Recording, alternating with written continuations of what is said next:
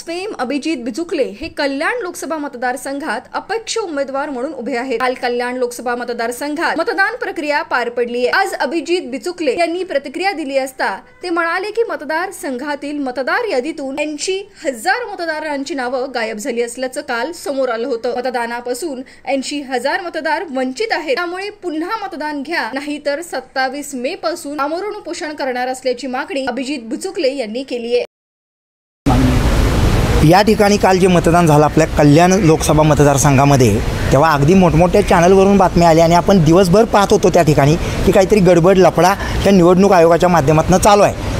संध्याकाळी 4च्या दरम्यान आपण उद्धव ठाकरेंची त्या ठिकाणी पत्रकार परिषद बघितली आणि उद्धव ठाकरेंनी सांगितलं की हे जे निवडणूक आयोगाचं काम आहे हे थोडंसं त्या ठिकाणी मनमानी कारभाराचं आहे आणि एकनाथ शिंदे हे या ठिकाणी मुख्यमंत्री असल्यामुळं, संपूर्ण प्रशासन त्यांच्या हातात असल्यामुळं हे त्यांच्या हाताखाली काम करतं आहे। लोकांना मतदान करता येत नव्हतं, पण मी माझ्या 24 लोकसभा मतदारसंघातील उमेदवार अपक्ष असल्यामुळे मी जातीय लक्ष घालून त्या ठिकाणी तुम्हाला एकच गोष्ट सांगू इच्छितो। मी आत्ता निवेदन दिलं आरो मॅडमला की ताबडतोब निवडणूक आयोग कमिशनर जे आपले आहेत आयुक्त त्यांना सांगा की अभिजित बिचुकलेंचं त्या ठिकाणी सूचना आहे, विनंती आहे की या मतदारसंघामध्ये 80,000 मतदारांची नावं जर तुम्ही गुप्त केली असतील तर एका माणसाचं नाव जरी झालं तरी लोकहिताला बाधा येते आणि 80,000 नावं झालेली आहेत। जसं उद्धव ठाकरे म्हणाले की हे संपूर्ण कामकाज जे आहे ते प्रेरित आहे सरकारच्या माध्यमातून।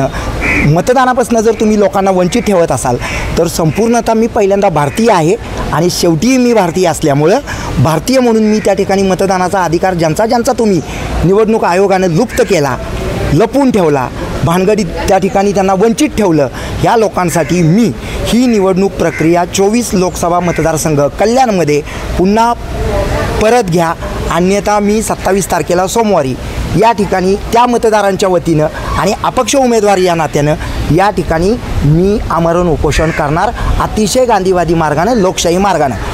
आणि लोकांसाठी हे कुठल्या जातीच्या धर्माच्या नाही, माझ्या भारतीयांसाठी।